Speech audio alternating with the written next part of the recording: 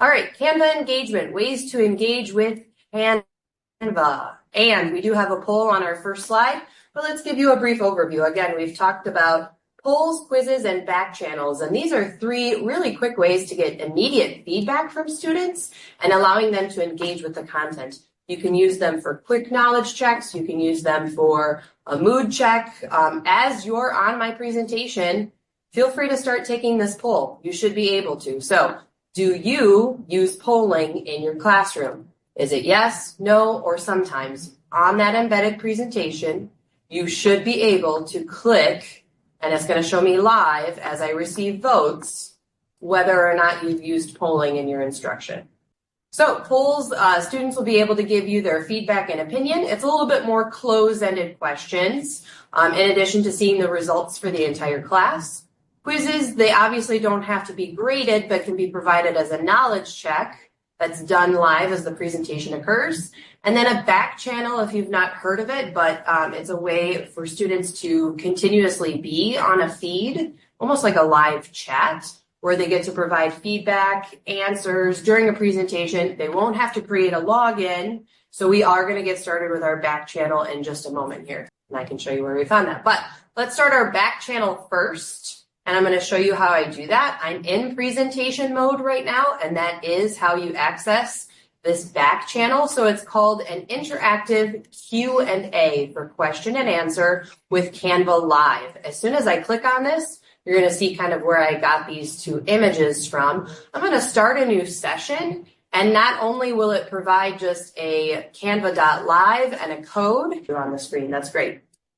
So yes, good morning, and it is anonymous. It defers to anonymous, and I appreciate that. So, but I can now continue my presentation and have this back channel up on the right-hand side of my screen to see if any questions are coming through, and I don't have to navigate to Zoom or to Teams to find those chats coming through anymore. I can stay all within this one platform and have students interact with it. So this slide could have a prompt with a question, and students are answering live in real time, but being provided with that anonymity that I talked about, to where they don't have a consequence for a wrong answer. So great. I'm going to continue, but I'll leave this back channel open. And I did discover as I'm using it that I was going and further down, but that the new responses populate at the top of this back channel. AI. It was AI. All right, so here's polls again, and I can also escape out of this full screen if you would like me to show you where I found it, but they're located in the elements area of Canva.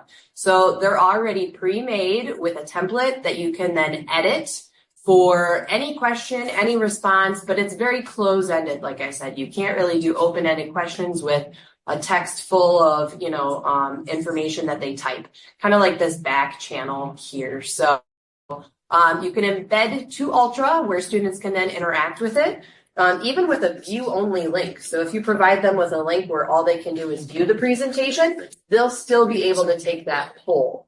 And then it only allows the user to take the poll once as well. You can switch your answer, but you can't take it multiple times. So if I said, how am I feeling today? Well, great, it's Friday.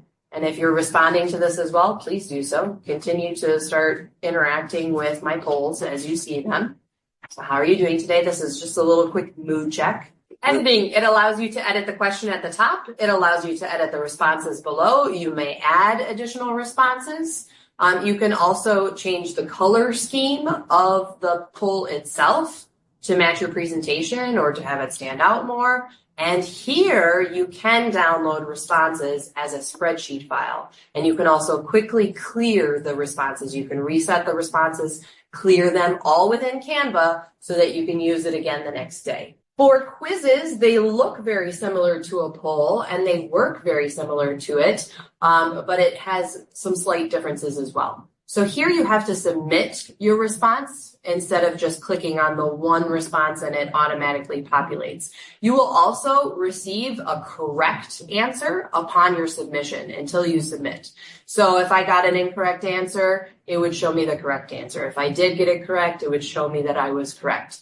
Again, these can be customized. You can download these responses again, and then you can reset and clear them, and you can edit, of course, the questions and the answers and then the coloring of, the design itself. So this was one that was just built into it. Which of the following is not true? I'm going to click on it and submit. And it shows me that I was correct and that my response is saved.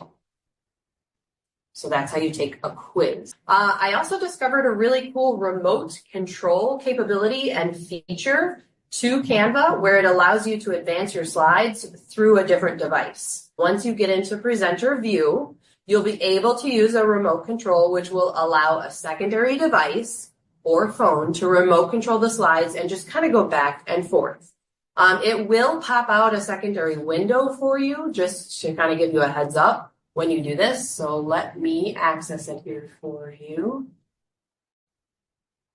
Okay, so it was right here. We're in the presentation mode, the presenter view. These three little dots down in the bottom right-hand corner allow me to do a share remote control.